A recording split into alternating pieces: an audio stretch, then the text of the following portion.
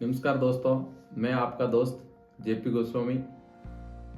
पिछली वीडियो में मैं आपसे कमेंट किया था अपन मोटर के बारे में बात करेंगे। मोटर के टॉपिक पे मोटर क्या है और वो कैसे काम करता है। आज मोटर के बारे में जानेंगे। मोटर क्या होता है, मोटर किसे कहते हैं, मोटर का कार्य क्या होता है, मोटर को यूज कहाँ अपन लोग लेते हैं। ठीक है दोस्तों, मोटर किसे कहते हैं इंटरव्यू में कई बार पूछा जाता है, तो इसका आंसर है एक इलेक्ट्रिकल एनर्जी को मैकेनिकल एनर्जी में कन्वर्ट करे उसको मोटर बोला जाता है।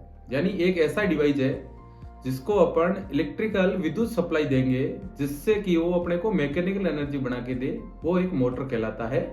जैसे अभी अपने को कोई कुएं से पानी बाहर निकालना है या अपना आटा चक्की जिसको फ्लोर मिल बोलते हैं उससे कुछ काम करना है, उसमें क्या है कोई आगे मैकेनिकल डिवाइस है उसको रन करना है, उसको घुमाना है, बट वो डायरेक्टली नहीं घूम सकता है, इसीलिए उसके लिए अपन एक मोटर लगाएंगे। मोटर में अपन विद्युत सप्लाई देंगे, जैसे सिंगल फेस हो सकता है, थ्री फेस हो सकता है, जो भी मोटर की रिक्वायरमेंट के अनुसार उसको अपन ने जैसे सप्लाई दिया वो उसका रोटर घूमेगा और वो घूमने के बाद में अपना जो भी कपलिंग सिस्टम लगा रहेगा उसके माध्यम से आगे वाला इक्विपमेंट घूमेगा, पंप होगा, आटा चक्की होगा। तो एक इलेक्ट्रिकल इक्विपमेंट ने अपनी एनर्जी इलेक्ट्रिकल को बदल के मैकेनिकल में कन्वर्ट किया और मैकेनिकल कन्वर्ट होने से वो अपना मैकेनिकल डिवाइस घूम रहा है। ये काम होता है मोटर का और इसे इलेक्ट्रिकल एनर्जी कन्वर्टर भी बोल सकते हो। ठीक है, अभी मोटर के टाइप कितने होते हैं, तो मोटर के टाइप सप्लाई पे डिपेंड करता है। जैसे अपने दो सप्लाई है, एक एसी सप्लाई, एक डीसी सप्लाई। तो एक बोले तो एसी मोटर होगा, एक डीसी मोटर होगा। एक और स्पेशल मोटर आता है जिसको स्पेशल मोटर भी बोल सकते हो या यूनिवर्सल मोटर बोल सकते हो, जो एसी और डीसी दोनों सप्लाई पे काम करता है। ठीक है दोस्तों, अभी एसी मोटर के अंदर भी बहुत सारी फिर कैटेगरी वाइज मोटर होता है, induction motor, synchronise motor, asynchronise motor, ऐसा। और इंडक्शन के अंदर में भी बहुत टाइप का मोटर है, उसके लिए आगे बात करेंगे। ये तो हो गया सप्लाई की बात। अब बात करते हैं मान लो वाइंडिंग की।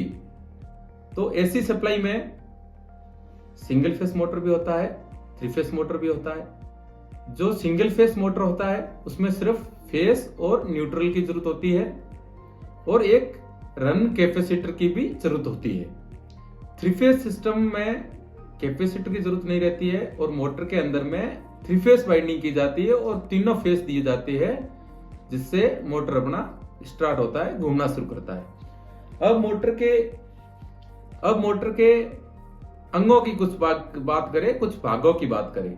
उसमें मुख्य भाग क्या होते हैं और एडिशनल जो उसको जरूरत होती है, उसकी रिक्वायरमेंट होती है, उसके बारे में बात करेंगे। तो मोटर में मुख्यतः दो भाग होते हैं। एक होता है जो अपना स्थिर रहता है, जो घुमावदार नहीं होता है, जिसको स्टेटर बोला जाता है, और उसके अंदर वाइंडिंग की जाती है, जिसके अंदर कुंडली के द्वारा कोइल बना के वाइंडिंग किया जाता है, वो होता है अपना स्टेटर। और एक अपना होता है जो घुमावदार होता है, जो रोटर कहलाता है। वो एकदम फ्रीली मूवमेंट होता है, उसके अंदर कोई वाइंडिंग नहीं होती है, वो अपना मैग्नेटिक फील्ड क्रिएट होने की वजह से वो अपना घूमता है।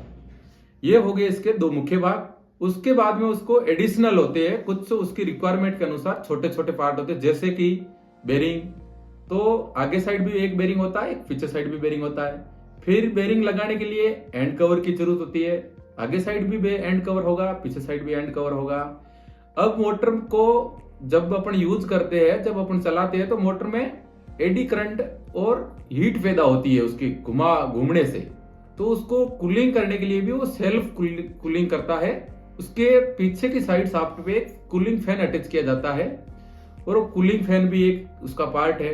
फिर कूलिंग फैन को सेफ्टी के तौर पे वो एकदम विदाउट गार्ड ना रहे, उसके ऊपर में एक एंड फैन कवर भी अपना यूज करते हैं। ठीक है दोस्तों, और कुछ और पार्ट होते हैं, जैसे उसको बेस पे माउंट करना है तो उसका नीचे का बेस माउंट हो गया, और उसको टर्मिनल पावर सप्लाई देनी है तो पावर सप्लाई के लिए टर्मिनल बॉक्स भी होता है। अब मोटर को अपने यूज करते टाइम कहीं लिफ्टिंग एंड शिफ्टिंग को या कैरी करने के लिए भी तो एक हाई वोल्ट सिस्टम भी रहता है। ऐसे छोटे छोटे पार्ट और भी कुछ रहता है। अभी दोस्तों बात करेंगे वाइंडिंग के हिसाब से मोटर का। सिंगल फेज जो भी मोटर होती है उसके अंदर दो वाइंडिंग होता है और कुछ छोटे एसेसरीज उसमें ऐड करने होते हैं, जैसे कैपेसिटर और एक सेंट्रीफ्यूगल स्विच होता है जो स्टार्टिंग में काम करता है। तो उसमें दो मुख्य वाइंडिंग होती है, एक होता है स्टार्टिंग वाइंडिंग और दूसरा होता है रनिंग वाइंडिंग। ठीक है, तो स्टार्टिंग वाइंडिंग का काम इतना ही है दोस्तों, मोटर को स्टार्ट करे, उसके साथ में एक सेंट्रीफ्यूगल स्विच जो क्लच भी कुछ लोग बोलते हैं, और उसी के सीरीज में, उसी की श्रेणी में एक अपना कैपेसिटर भी ऐड किया जाता है। स्टार्ट होने के बाद में वो सेंट्रीफ्यूगल स्विच अपना स्टार्टिंग वाइंडिंग को कट कर देता है और रनिंग वाइंडिंग को कंटिन्यूस सप्लाई मिलती रहती है और अपना सिस्टम चलता है। अभी अपना 3 फेस मोटर में ये सिस्टम नहीं होता है। 3 फेस मोटर में 3 वाइंडिंग किया जाता है और कनेक्शन जो उसके करने होते हैं या तो उसका स्टार में होता है या डेल्टा में होता है। वो अपनी रिक्वायरमेंट के अनुसार उसमें अपन कनेक्शन कर सकते हैं, जैसा आपका लोड रिक्वायरमेंट है वैसा। ठीक है दोस्तों, अभी अपन बात करेंगे मोटर का वोल्टेज के बारे में। सिंगल फेज जो मोटर है उसका वोल्टेज मैक्सिमम 230 या 250 वोल्ट रहता है और फ्रीक्वेंसी 50 हर्ट्ज ही है सभी जगह। 3 फेस मोटर है उसमें एलटी का बोलूं तो 415 या 433 वोल्ट होते हैं और वो फेस टू फेस तीनों फेस उसमें दिया जाता है। कुछ मोटरें ऐसी होती है जो हेवी लोड के लिए उनका वोल्ट 415 ना रह के 3300 भी होता है, 6700 भी होता है, 11000 वोल्ट यानी 11 केवी की भी मोटरें होती है और बड़ी किलोवाट में भी मोटरें होती है। तो ये दोस्तों मैं आज आपको बताया हूं जनरल नॉलेज मोटर का। आगे से अपन बात करेंगे इसी के अंदर में सार निकाल के मोटर का वाइंडिंग कैसे होता है, उसमें करंट फ्लो कैसे होता है, उसका पावर फैक्टर क्या होता है, उसके प्रोटेक्शन क्या होते हैं, उसका कूलिंग सिस्टम कैसे होता है। तो दोस्तों उसके बारे में आगे आने वाला मेरा वीडियो कोई ना कोई एक पार्ट भी रहेगा। आज इतना ही दोस्तों, धन्यवाद।